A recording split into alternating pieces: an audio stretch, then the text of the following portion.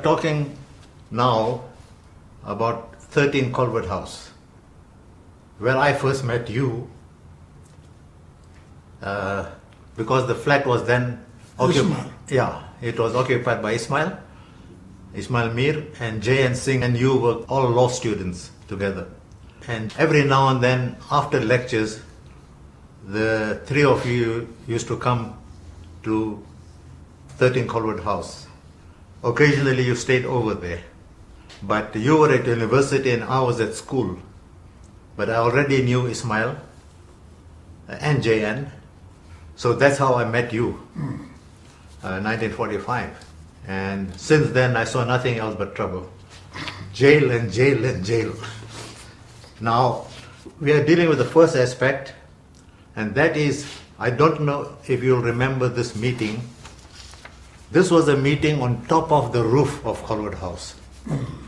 It was a meeting between the South African Indian Congress National Executive and the ANC. It was a joint meeting in the boardroom, and flat 13 was used for refreshments. This was Yusuf Kachalia and D.U. Mistry, joint secretaries of the South African Indian Congress, Dan Klume, member of the African National Congress Executive, Ghulam Pahad, member of the South African Indian Congress Executive, Oliver Tambo, a member of the executive but subsequently president of the African National Congress. Bopape. Yeah, he was member of the National Executive of the ANC. Yes. Bopape, secretary of the Transvaal. That's right. And Molvi Kachalia of the Transvaal Indian Congress. Now, then we come to this photograph. Bopape. Yeah, he was secretary of the Transvaal. That's right. Molvi Kachalia, secretary of the Transvaal Indian Congress. Then we come to this photograph, which is taken on the same day, but in order to date this meeting, because we don't know the exact date, you are not part of the group. I see. Neither is Dr. Dadu and Moses Kotani. My recollection is all three of you were banned from attending gatherings. Yes, correct. So that would put this to 1953. Because you were banned first in 53, Dadu and Moses were also banned. And so you were not allowed to get to attend gatherings. Yes, correct. That is why you are not part of the gathering, the photograph. And this photograph was then taken separately on the roof, the same occasion. And then, of course, these two were also banned. So they could not be in a group photograph. That is Moses Kotani, member of the National Executive of the ANC, but also Secretary of the Communist Party. And Dr. Dadu from the South African Indian Congress and also Chairman of the Communist Party. Both impressive chaps. Yeah. Now this is myself. At that time I was occupying the flat. Ismail had already qualified as a lawyer and he had left, JN had left, and I was now occupying the flat. We're coming down in a lift, and a young lady of about 9 or 10 came in, and you said, how are you? How is my sister? And this young lady says, you would be very proud if you had a sister like me.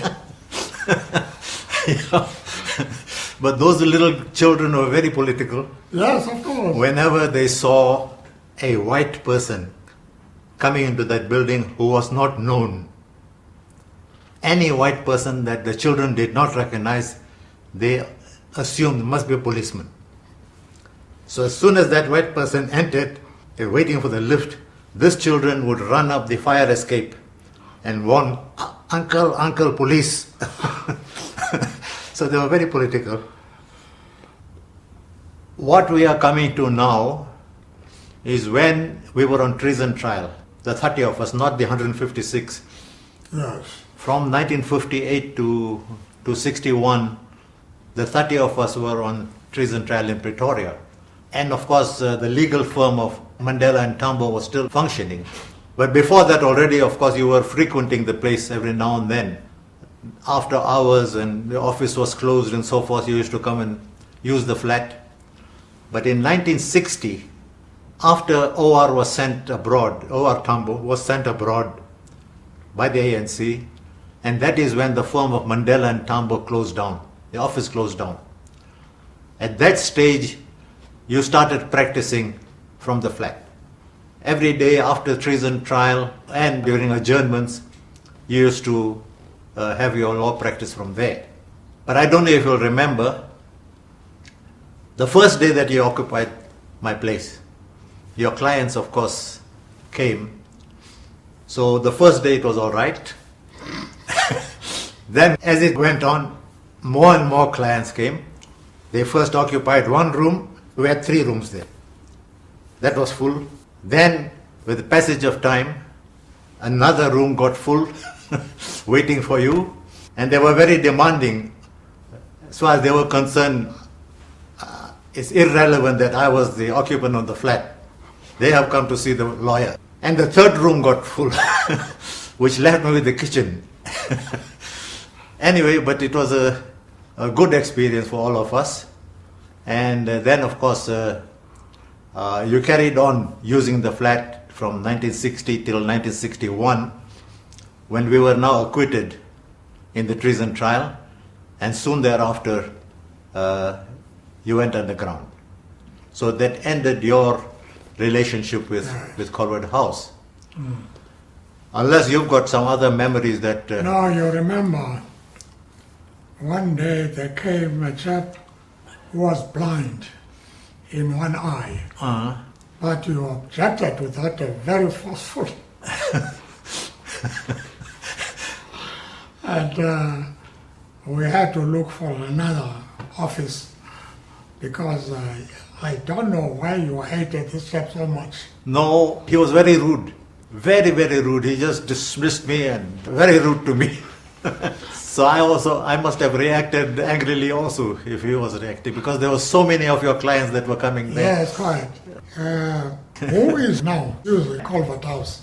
The flat is still in my name. I see. But you remember Amin Kaji?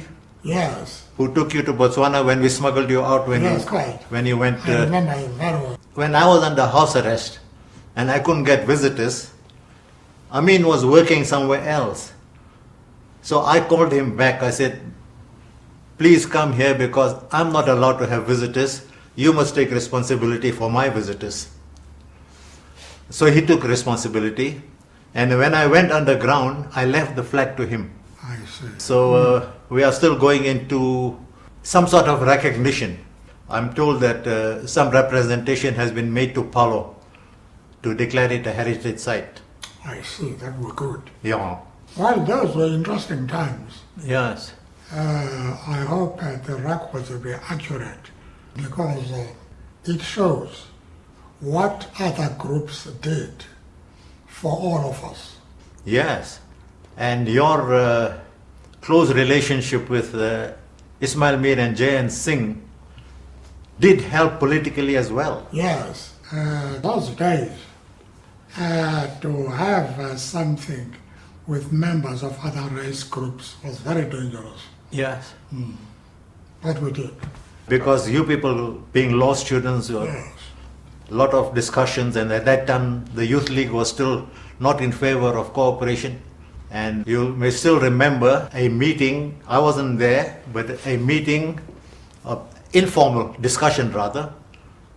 Ismail, J.N., yourself, Oliver, and Walter, informally discussing there. And at that time the Youth League's attitude was non-cooperation with the other organizations. And then at that informal meeting, Walter broke ranks. And Walter said, no, there's a lot of merit in what these chaps are saying about cooperation.